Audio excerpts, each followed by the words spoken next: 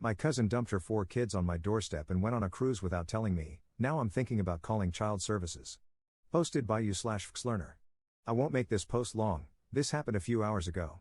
My girlfriend and I don't have kids, so we have extra free time, as we're always told by my cousin, who has 4 kids, all minors. Lately, she had been joking around, saying we should take care of the children, all of them, because she booked a cruise with her new boyfriend. We didn't pay any attention to it since it sounded absurd and just laughed along with her. We both had an extra day off since it was a long weekend and were woken up by knocking at the door at 7 a.m.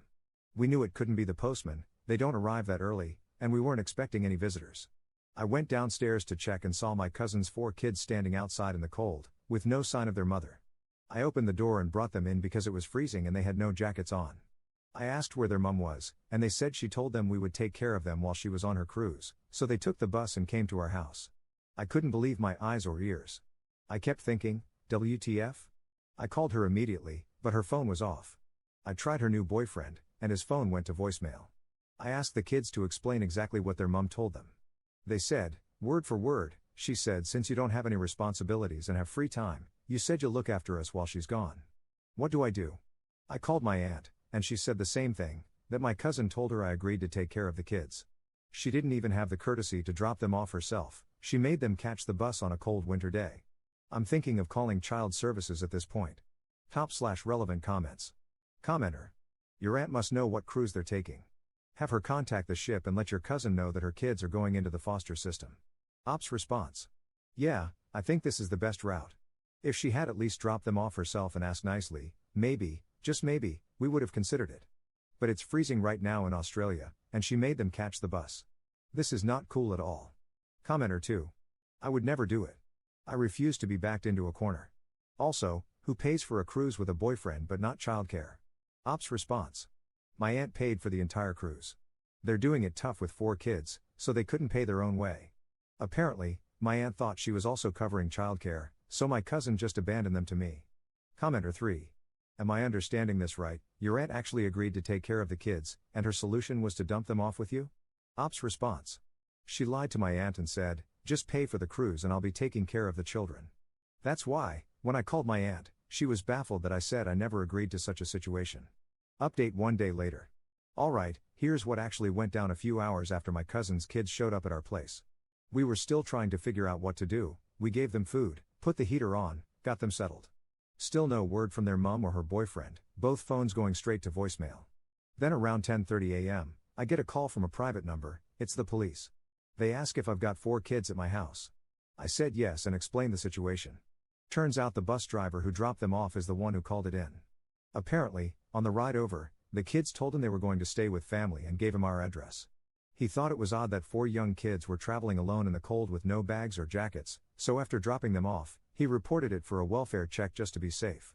A short while later, both police and child protection show up at my door. They were honestly great, they were calm but clearly taking it seriously. I told them everything, showed them the texts where my cousin had joked about us watching the kids, nothing confirming anything, explained how we had no warning, and that they just showed up saying we'd agreed. The kids said their mum told them we had plenty of free time and would be happy to take them.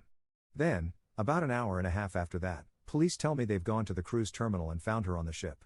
The ship was at Circular Quay in the city, not too far from my place, and was scheduled to leave at 3:30 p.m. She had already boarded, ready to sail off with her new boyfriend. They pulled her off and told her she had to come immediately, no argument. She showed up at our house looking completely unbothered, full cruise outfit, sunglasses on her head, lanyard around her neck. Didn't even look at the kids, just walked in and said, "Did you seriously get the police involved?"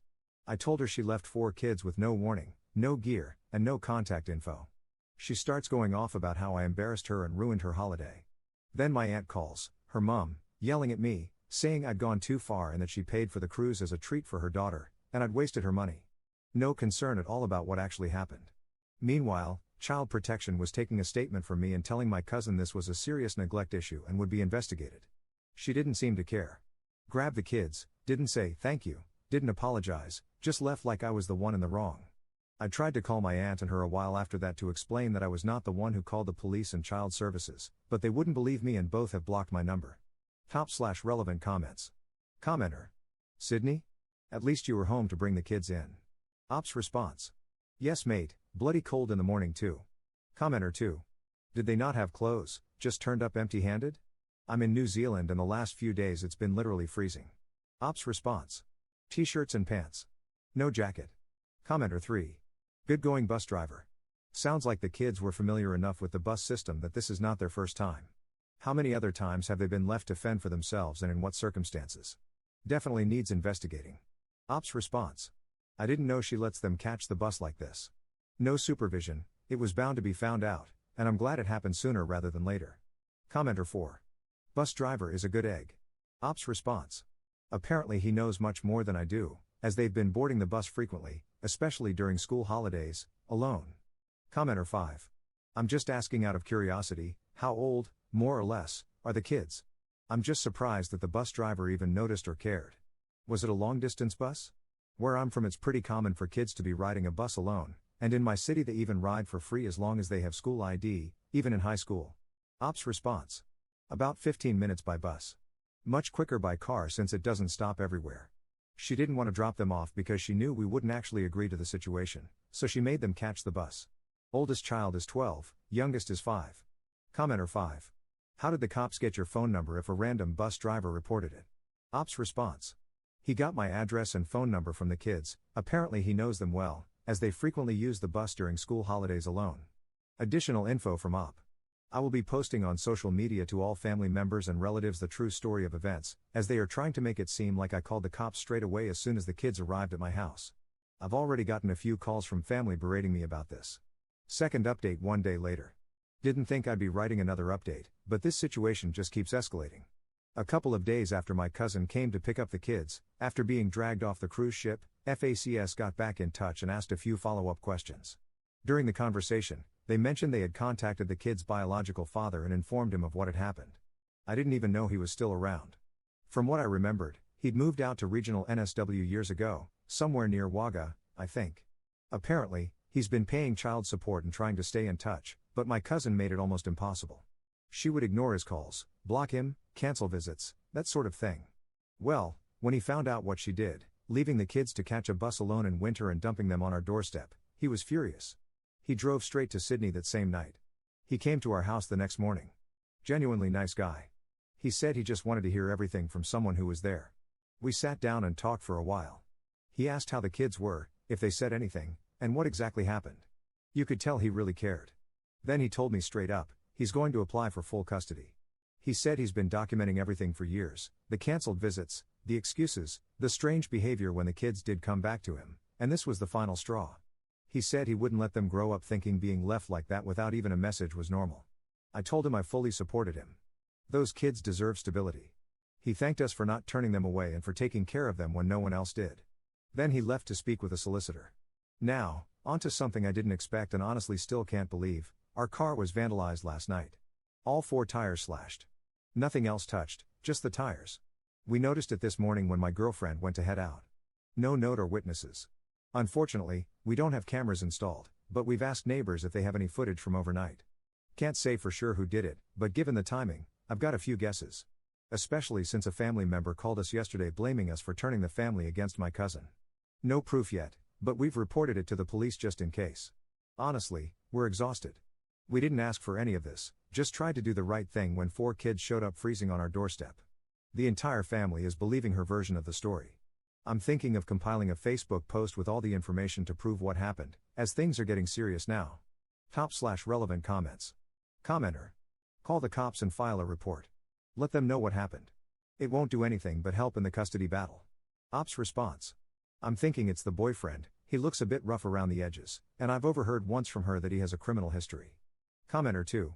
I would wait to post anything on Facebook until the dad wins his custody case. Where are the kids now? Ops response. With her, as far as I know, still, but FACS are building a case from what I gathered on the phone call. I'm pretty sure the dad will get custody. To another commenter. Yeah, I might hold off posting anything just for the dad's sake. He's going through hell right now, I can't imagine being in his shoes. Commenter 3. I'm shocked the cops let her take the kids home and didn't take them into custody while looking into it all. Ops response. I get the feeling they like to build a bulletproof case before going all in, to seal the deal. Commenter 4. Why on earth would anyone believe her? There are 4 kids that can at least verify that we showed up on the bus without coats or bags. Ops response. It's more my aunt's issue. She will side with her no matter what, since she has children. I'm usually despised by her because I don't have kids and am seen as irresponsible and as having way too much time on my hands. Even if she knows the truth, she'll still side with her. Third update 2 days later. Last night, around 7:30 p.m., we got a knock on the door. My girlfriend opened it and just froze. Standing there was my cousin's eldest, 11 years old, alone, in the dark, holding a small school bag. No jacket, no phone, just said, "Mum told me to come stay here for a bit." We were stunned. We asked where the other siblings were. He said, "They're with her boyfriend." I didn't want to stay there anymore. When we asked why she'd let him leave, he said, "She told me to leave if I didn't like it there." So I did. We brought him inside right away, gave him something warm to eat, and called the police. They showed up quickly, along with FACS. Because of the previous incident with the cruise, they treated this seriously from the start. The boy told them things no child should have to say. Said his mom had been yelling all day, locked in her room, and no one was looking after them. He said he remembered how calm it felt at our place and just wanted to come back. Shortly after, FACS and police went to the house.